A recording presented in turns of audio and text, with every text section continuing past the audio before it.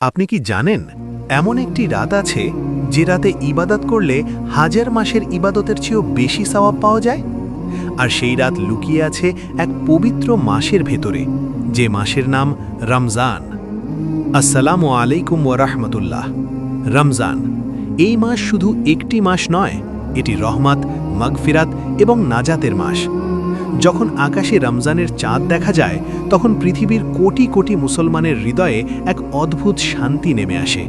এই মাসে আল্লাহ তাআলা জান্নাতের দরজা খুলে দেন, জাহান্নামের দরজা বন্ধ করে দেন, আর শয়তানদের শিকল দিয়ে বেঁধে রাখা হয়। রমজান আমাদের শেখায় ধৈর্য, সংযম এবং আল্লাহর প্রতি সম্পূর্ণ আত্মসমর্পণ। সারা দিন ক্ষুধা ও তৃষ্ণা সহ্য করে একজন মুমিন শুধু আল্লাহর সন্তুষ্টির জন্য রোজা রাখে।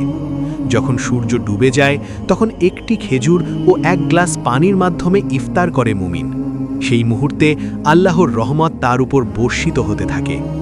রমজানের রাতগুলো আরও বেশি বরকতময়। মসজিদগুলো ভরে যায় নামাজ ও কোরআনের তিলাওয়াতে, বিশেষ করে শেষ 10 রাত। এই রাতগুলোর একটি হল লাইলাতুল কাদার। এই রাত হাজার মাসের চেয়েও উত্তম। যে ব্যক্তি এই রাতে ইবাদত করে, তার গুনাহ আল্লাহ মাফ করে দেন। রমজান আমাদের শুধু রোজা রাখতে শেখায় না, বরং মানুষের প্রতি দয়া, গরিবদের সাহায্য এবং নিজেদেরকে ভালো মানুষ হিসেবে গড়ে তুলতে শেখায়। তাই আসুন, এই পবিত্র মাসে আমরা বেশি বেশি নামাজ পড়ি, কোরআন তিলাওয়াত করি এবং আল্লাহর কাছে ক্ষমা চাই। কারণ আমরা জানি না, হয়তো এই রমজানই আমাদের শেষ রমজান। আল্লাহ যেন আমাদের সবাইকে রমজানের পূর্ণ বরকত লাভ করার তৌফিক দান করেন। আমিন।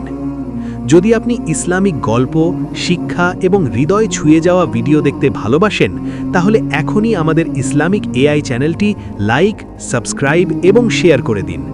আল্লাহ আমাদের সবাইকে হেফাজত করুন। আসসালামু আলাইকুম ওয়া রাহমাতুল্লাহ।